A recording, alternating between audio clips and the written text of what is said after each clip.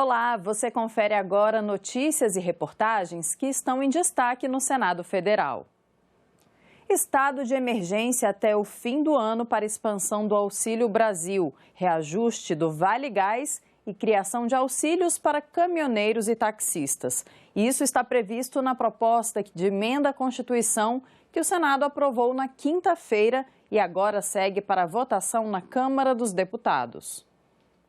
A proposta estava na pauta desta quarta-feira, mas alguns senadores pediram mais tempo para analisar o texto, divulgado no mesmo dia pela manhã. O maior questionamento foi sobre os limites do estado de emergência, necessário, segundo o projeto, para que os benefícios possam ser concedidos em ano eleitoral. Usar estado de emergência para qualquer coisa, e principalmente para cobrir incompetência de governo, é intolerável. Não precisa estado de emergência para uma PEC, é por isso que nós estamos usando uma PEC, para uma PEC dizer que vai fazer crédito extraordinário, vai furar o teto. A PEC está dizendo, não precisa de estado de emergência para isso, mas vamos lá, alguém interpretou que precisa. E o que o governo está fazendo é o que é possível nesse momento. A gente vive um tempo incerto. Quem vai dizer quando é que a guerra vai acabar, a crise dos combustíveis vai acabar? A gente tem que ir acompanhando para e passo, mês a mês. E a gente tem que ir dosando os remédios. Se forem muito amargos, retrocedemos. Se precisar aumentar a dosagem, faremos. E falo no plural, porque fizemos aqui no Senado Federal desde o início, com o apoio do governo, é lógico, porque precisa ter o mínimo de responsabilidade. As medidas autorizadas pelo estado de emergência reconhecidos serão somente aqueles do rol do artigo 3º, sem possibilidade de novos programas, com base nessa mesma motivação. A redação acolhe preocupação do senador Alessandro Vieira e do senador Oriovisto Guimarães, entre outros senadores. Adicionalmente, restringimos o alcance também à linha C do inciso 1º do parágrafo único do artigo 120 das disposições constitucionais transitórias ao limite das despesas de que trata o próprio estado de emergência. Não resta dúvidas, pois, de que não haverá brecha ou espaço para novas medidas ou ampliação de gastos. Por um acordo com o governo, foi incluído no texto um auxílio para os taxistas. A medida custará mais 2 bilhões de reais. Os demais segmentos, a gente pensa uma outra forma, em algum outro momento, que não é agora, para ver como é que a gente também, de alguma forma, pode, se é que é possível, pode atender essa categoria. A proposta aprovada também prevê criação do voucher caminhoneiro, um auxílio diesel de R$ 1.000 para transportadores autônomos de cargas. Elevação do auxílio gás de R$ 60 para R$ 120 a cada 2 meses. Aumento da base de beneficiários do Auxílio Brasil, zerando a fila de espera do benefício, com um acréscimo de R$ 200 no auxílio até o fim do ano, que passa de R$ 400 para R$ 600. Compensação aos estados e municípios pela União da gratuidade de idosos no transporte público. Foi mantida do texto original a compensação financeira aos estados que derem crédito de ICMS aos produtores e distribuidores de etanol, para estimular a competitividade do álcool. Os benefícios serão pagos a partir de julho e agosto até dezembro deste ano. Custarão mais de 39 bilhões de reais ao governo e serão financiados com os recursos do Fundo Social, dividendos da Petrobras e receitas dos leilões do pré-sal. É evidente que se pode fazer críticas, que se pode sugerir medidas outras que não essas que nós estamos aqui definindo. Mas eu estou seguro de que esse texto que está sendo colocado para votação, ele recolheu as principais preocupações no sentido de que a gente pudesse respeitar o ordenamento jurídico do país, mas poder agir de forma emergencial, como exige a situação que nós estamos enfrentando. A instalação ou não da CPI do MEC deve ser decidida na próxima semana. O presidente do Senado, Rodrigo Pacheco, discutiu o assunto com os líderes da oposição Randolph Rodrigues e da minoria Jean Paul Prats. Pacheco disse que haverá primeiro uma análise técnica com a ajuda da advocacia e a consultoria do Senado e depois uma análise política numa reunião de líderes. Uma das possibilidades é a fusão da CPI do MEC com a CPI de obras inacabadas na educação, que também já teve requerimento protocolado. Não quero falar por hipótese qual vai ser a decisão dos líderes em relação a isso, mas pode haver a leitura e não haver a instalação no primeiro momento, ou pode haver a leitura e a instalação. Essas hipóteses nós temos que discutir com os líderes partidários e sentir cada um deles, compreendendo o momento que nós estamos vivendo, agosto e setembro, o momento pré-eleitoral, se isso é de se fazer no Senado nesse momento ou não. Nesse momento, há 4 requerimentos de CPI, a CPI das ONGs, de autoria do senador Plínio Valério, que já foi lido, inclusive, em 2019, pendente apenas a indicação dos membros e a instalação. Há uma CPI do crime organizado, requerida pelo senador Eduardo Girão, uma CPI do MEC, relativamente a obras inacabadas e ao FIES, do senador Carlos Portinho, líder do governo, e agora essa última CPI. Uma análise sobre, primeiro, as circunstâncias das comissões parlamentares de inquérito. Segundo, a eventual, que no entendimento de nós da oposição não existe, a eventual ordem cronológica dessas comissões parlamentares de inquérito. E, além disso, a eventual possibilidade de anexação ou de composição da CPI do esquema de corrupção no Ministério da Educação com a CPI das obras inacabadas. Então, até segunda-feira, há o compromisso da presidência do Senado em proferir ao Colégio de Líderes o despacho sobre os requerimentos dessa comissão parlamentar de inquérito e acreditamos que até terça-feira deverá ocorrer a leitura de todos os requerimentos de todas as comissões parlamentares de inquérito, abrindo-se assim o prazo para que as lideranças partidárias possam fazer as suas indicações. 4 senadores da Comissão Temporária sobre a Criminalidade no Norte do país, criada para investigar as mortes do jornalista Dom Philips e do indigenista Bruno Araújo, visitaram a região na quinta-feira. Eles se reuniram com representantes dos povos indígenas e da força-tarefa que investiga o caso. A equipe de reportagem acompanhou. Os senadores saíram de Brasília até Tabatinga, no estado do Amazonas. De lá, se deslocaram de helicóptero para Atalaia do Norte, sobrevoando a região do Vale do Javari, segunda maior terra indígena do país, com 8,5 milhões de hectares, onde moram 26 comunidades indígenas, a maioria de povos isolados. O Vale do Javari fica no extremo oeste do Amazonas, na tríplice fronteira entre Brasil, Peru e Colômbia. É uma região de conflitos violentos por causa do tráfico de drogas, da caça, da pesca e do garimpo ilegais. A diligência em Atalaia do Norte reuniu as comissões externas do Senado e da Câmara, criadas para apurar os crimes na região. Eles se reuniram na sede da Univaja, a União dos Povos Indígenas do Vale do Javari, e ouviram lideranças de vários povos da região. E o principal pedido foi proteção. Precisa, sim, de uma fiscalização, reforçar as bases, que fica nas entradas das terras indígenas. Pedimos que Vossas Excelências olhem para o Vale do Javari. Queremos proteção de território, nossas vidas indígenas e força de segurança pública específica para garantir a integridade física dos servidores da FUNAI em todas as bases de frente de proteção. Durante o encontro, a atual gestão da FUNAI foi muito criticada. A fiscalização das terras indígenas nas bases poderia estar presente, não tem como, porque aqui na Boca do Curuçá tem uma fiscalização da FUNAI numa situação precária, sem funcionários, sem armamento, sem nada. Poderia ter, porque eles estão enfrentando perigo. Todos os funcionários da FUNAI, da região, têm um alvo nas suas costas. Todas as lideranças que estão hoje lutando em defesa da sua terra têm um alvo nas suas costas. São 3 servidores mortos em decorrência do seu trabalho por conta da falência e da desestruturação da FUNAI nos últimos 4 anos, nessa mesma gestão da presidência da FUNAI.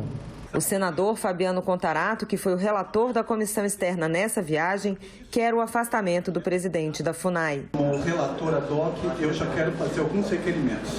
O primeiro, eu quero recomendar a essa comissão externa do Senado Federal o imediato afastamento do presidente da FUNAI, cautelarmente. Quero aqui me solidarizar com a morte violenta que aconteceu. O que depender de nós, aqui do parlamento, se Deus quiser, futuramente não ocorrerão mais essas tragédias, nem aqui e nem uma parte do território nacional. Não iremos engavetar tudo que foi falado aqui. Nós iremos reagir. Nós não esqueceremos nenhuma das palavras daqui que vocês disseram. E queria dizer uma segunda questão. Nós não decepcionaremos vocês. E uma terceira, vocês não estão sozinhos. Representantes da Força Tarefa que estão investigando as mortes de Dom Philips e Bruno Araújo também foram ouvidos pelos parlamentares. Atualmente estamos fazendo uma reconstituição com peritos técnicos especialistas em reconstituição. Não há como afirmar, pelo que temos nos autos, que há um mandante. Mas, obviamente, nós não excluímos essa possibilidade. As investigações continuam, havendo elementos que indiquem a participação de algum mandante, obviamente iniciaremos medidas cabíveis para a apuração. Apesar de estarem tão longe, a visita dos parlamentares à região deu voz às lideranças indígenas, que, em suas línguas e em português bem claro, pediram para não serem abandonadas. Lute por nós! Porque são vocês que estão lá! A Comissão Mista de Orçamento aprovou na quinta-feira o relatório final do senador Marcos Duval para a Lei de Diretrizes Orçamentárias do ano que vem. O texto segue agora para votação do Congresso Nacional e prevê salário mínimo de R$ 1.294 e déficit de até 65,9 bilhões de reais nas contas públicas. Presidente e relator da Comissão Mista de Orçamento se reuniram com os líderes antes da discussão do relatório final. Consulta ao plenário se a gente pode abrir para que o relator faça a leitura do seu relatório, enquanto há o quórum para a deliberação, e após a leitura do relatório a gente abre a discussão. Deputados e senadores elogiaram o trabalho do relator, considerado um avanço. Marcos Duval buscou descentralizar as decisões e dar maior transparência ao orçamento.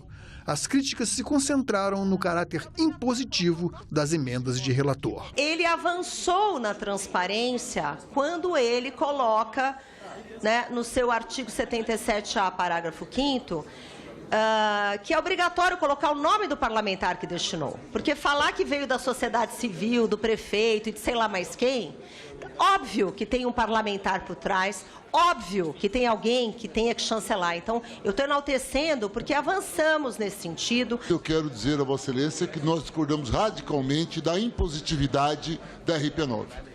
Ela, de maneira nenhuma, ajuda naquilo que a gente quer construir na relação de poderes. Eu entendo que a própria existência da RP9 diminui o poder do Executivo. O relatório final aprovado na Comissão Mista segue para votação no plenário do Congresso, que deve acontecer antes do recesso parlamentar no mês de julho. A sociedade, ela precisa, ela deve e tem o direito de saber para onde estão indo esses recursos. E eu também sempre comunico ao Ministério Público para onde estão indo. No início, até prefeitos começaram a achar que era denúncia, eu falei absolutamente que não, e eu pedi para que o Ministério Público sempre me acompanhasse na fiscalização. Então, o presidente, ele também, quando nós sentamos, parecia que a gente tinha o mesmo pensamento, da mesma forma. Não é só porque ele está aqui do meu lado, mas é porque é fato, é verdade, senão eu também não teria essa liberdade. E o que nós queremos fazer é isso, deixar cada vez mais transparente para a sociedade, porque esse recurso é da sociedade. Não tem cabimento nenhum ser um orçamento secreto. Para enfrentar o desafio do milênio, surgem novas propostas. Após um ano de trabalho, o Fórum da Geração Ecológica, iniciativa da Comissão de Meio Ambiente, lança o relatório final. O documento teve a participação de dezenas de cientistas, autoridades e membros da sociedade civil. A consciência de que somos um só é apenas o princípio. Passageiros de um único planeta em frágil equilíbrio, de onde viemos, para onde vamos, que escolhas precisamos fazer? Ciência e tecnologia podem ser úteis se tivermos objetivos e propostas. Na Casa das Leis, o compromisso. Todos os atores precisam estar envolvidos e foram envolvidos. Na Comissão de Meio Ambiente, em maio de 2021, a ideia do Fórum da Geração Ecológica ganhou corpo. Pouco mais de um ano depois, o resultado chegou. Todo esse longo trabalho coordenado pela Comissão de Meio Ambiente do Senado Federal resultou em 2 publicações que agora estão sendo lançadas. Um sumário executivo com o relatório final das atividades e um arcabouço legislativo com dezenas de propostas de projetos de lei que devem tramitar no Congresso Nacional. A longa discussão que acabou por produzir o relatório teve participação da CEPAL, Comissão Econômica para a América Latina e o Caribe, que atuou como parceira nessa empreitada. Hoje, aqui nesta solenidade, recebemos as possíveis novas legislações que o Senado e, posteriormente, o Congresso Nacional debaterão em breve, expandindo ainda mais o alcance das discussões da Comissão de Meio Ambiente do Senado Federal, viabilizando assim aquilo que se mostra mais promissor para a população brasileira. Tenho certeza de que os temas abordados, pela profundidade com que foram tratados na Comissão de Meio Ambiente, têm todos alto grau de relevância e podem reverter em legislação protetiva para o meio ambiente, ao mesmo tempo em que melhoramos a vida das pessoas. Chamo a atenção para uma proposta dentre as 26 propostas existentes no documento, que é a da criação de uma política nacional de desenvolvimento sustentável, uma necessidade premente, que certamente sairá do papel para a efetividade legal.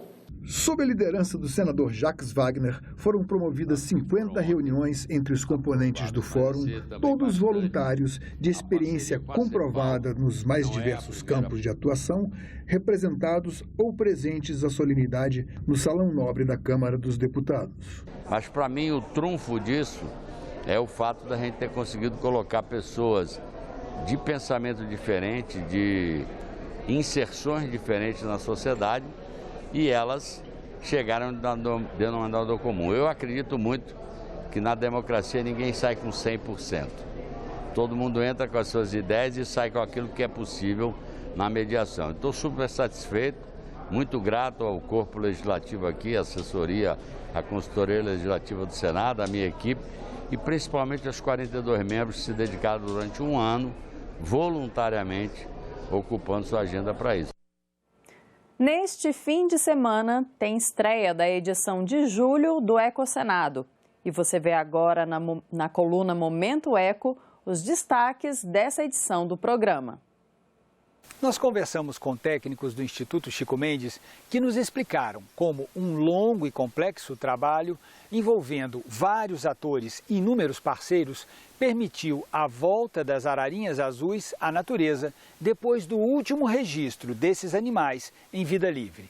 Nós vamos mostrar para vocês também as imagens da primeira soltura de ararinhas azuis no município de Curaçá, na Bahia, às margens do Rio São Francisco. A coroação de todo esse esforço. Na verdade, essa é a grande estratégia do governo brasileiro para recuperar essa espécie, que encontra-se criticamente em perigo, provavelmente extinta na natureza. Então, a gente vem trabalhando com esse plano, com esse planejamento participativo desde 2012, com várias instituições, todas juntas, para a gente chegar neste momento, a soltura da ararinha azul. A gente, em fevereiro, começou a preparar um grupo de 20 ararinhas azuis. Dessas 20 que estão no recinto de soltura, 8 foram selecionadas para serem soltas no dia 11 de junho. E de manhã, às 6 horas da manhã, o recinto, a portinha do recinto foi aberta e elas puderam ver pela primeira vez uma portinha aberta para a liberdade. A volta da ararinha azul à natureza, na verdade, está conectada com o trabalho de conservação do bioma caatinga. Ou seja, não basta simplesmente soltar novas ararinhas azuis. É preciso ações para reverter a degradação da caatinga, entendendo que isso é que causou a extinção desse animal no ambiente silvestre. A área de Curaçá, no Juazeiro, aqui no Vale do São Francisco, ela já é utilizada há mais de 300 anos por diversas atividades econômicas. Principalmente atividades de produção animal.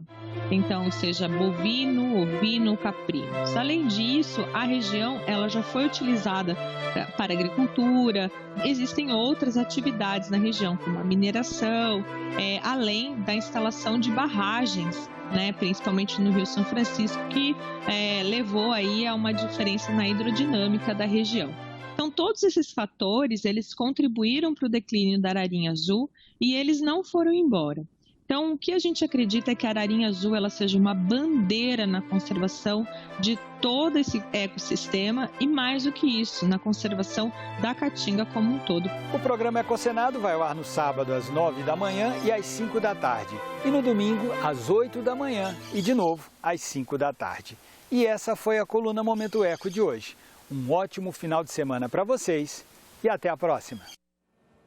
A Agência Senado e a Rádio Senado estão completando 25 anos. Para celebrar, foi inaugurada na quinta-feira a exposição 25 anos de imagens, sons e histórias.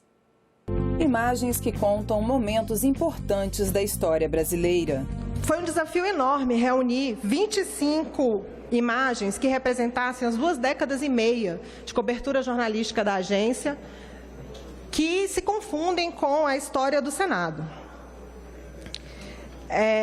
Isso dentro de um acervo de quase 4 milhões de fotos, que é o que a gente tem hoje. O que a gente tentou foi mostrar não apenas momentos marcantes da história do Senado, mas também a pluralidade de assuntos que são tratados nessa casa. Em cada registro, o olhar atento e sensível de quem foi capaz de eternizar aquele momento. Capítulos da história contados em imagens e som. O Senado ele vem desenvolvendo de forma especial nesse ano essa reflexão sobre os 200 anos da independência do Brasil. Como ela aconteceu, quais os resultados para a nossa história ainda hoje. E diante desse bicentenário, olharmos para esses 25 anos de imagens, sons e histórias, pode parecer pouco, mas é de grande importância. Apesar de ser apenas 12,5% nesses 200 anos, nós podemos destacar aqui 3 valores. A liberdade de expressão e o direito à informação. E uma informação pública, plural, representativa. O combate à desinformação, às notícias falsas e o fomento à democracia. A exposição 25 anos de imagens, sons e histórias reúne cenas emblemáticas registradas ao longo desse período pelos repórteres fotográficos da Agência Senado, além de áudios de coberturas feitas pela Rádio Senado. Para a gente é uma emoção muito grande comemorar 25 anos da Rádio Senado, no mesmo ano em que o rádio no Brasil completa 100 anos. A primeira transmissão de rádio aqui no nosso país é tida como feita em 7 de setembro de 1922 pelo Roquete Pinto. Naquela ocasião comemorava-se 100 anos da independência no Brasil. E hoje a gente faz essa celebração dos 25 anos aqui, justamente durante o processo de comemoração do bicentenário. Os 25 anos de fotojornalismo da agência são a cara do que aconteceu no Senado e consequentemente, no Brasil. Então, você tem uma evolução em termos de desenvolvimento na verdade, votação, criação de leis, de investigação, que são temas importantes para a casa e são fruto da nossa cobertura. Além disso, a gente tem muita manifestação popular e alguns momentos marcantes do Legislativo que a gente cobriu. Então, assim, é bem o retrato desses 25 anos. Em cada foto, é possível ver um QR Code e descobrir a história por trás de cada registro. Todas as imagens estão ligadas às reportagens da Rádio Senado. São 25 imagens que resumem 2 décadas e meia de trabalho. A agência e a rádio são muito mais do que a sua função institucional. Todos aqueles que vivem o Senado Federal sabem que a equipe da agência e da rádio é uma equipe testemunha primordial do que acontece nesta casa. É muito importante, portanto, contemplar o seu trabalho como o documento histórico que é. A atividade política e legislativa é uma janela importante para a história do nosso país. Este foi o Senado Notícias Revista. Você pode rever as reportagens desta edição na nossa página na internet, senado.leg.br/tv. Obrigada pela companhia. A gente termina essa edição com imagens do 4º dia de atividades do programa Jovem Senador, que nesta semana permitiu a 27 estudantes de escolas públicas de todo o país, selecionados por concurso de redação, vivenciarem o dia a dia dos senadores.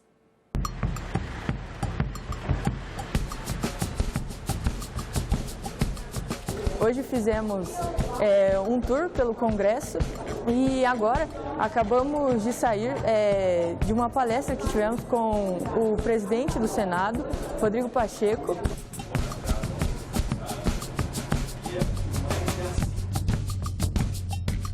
Nós tiramos vários conselhos dele, fizemos várias perguntas, ele foi muito legal com a gente, ele respondeu nossas perguntas, tirou nossas dúvidas e foi uma experiência muito interessante, ainda mais pra gente que está começando agora nesse ramo da política. Falamos também sobre a polarização política existente no nosso país e também sobre a juventude no papel da formação de um país forte. Aos 25 anos da agência Senado e da estão recebendo toda a presidência e a aderência. Agora nós estamos aqui na exposição dos 25 anos da rádio e da agência Senado. Nós estamos aqui vendo essas fotos, vendo um pouquinho de cada história, dessa história que o jornalismo trouxe pra gente, que é tão importante.